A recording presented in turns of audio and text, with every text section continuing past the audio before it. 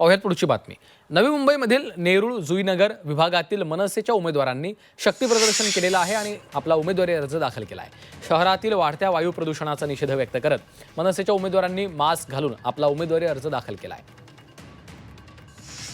एक भाई म्हणजे ज्यांना शिंदे साहेब म्हणतात आणि मला वाटतं दादा म्हणजे गणेश नाईक साहेब, या भाईगिरी आणि दादागिरीच्या विरोधात यावेळी नवी मुंबईकर ठाकरेगिरीला नक्की समर्थन देतील आणि पाठिंबा देतील।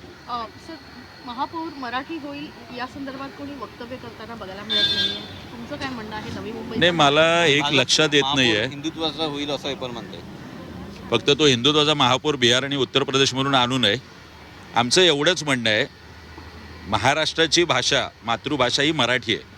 मी काल परवा एक ट्विट केलं होतं, दिल्लीच्या नगरसेविका आहे रेणू चौधरी म्हणून, त्या एका पार्कमध्ये जातात आणि तिथे म्हणतात की 8 महिने झाले ह्या पार्क चालवणाऱ्याला मी सांगते की तुला अजूनही हिंदी भाषा येत नाही, हिंदी ही दिल्लीची मातृभाषा आहे, जर तू ही 1 महिना शिकली नाही तर तुझ्याकडून पार्कचं काम काढून घे।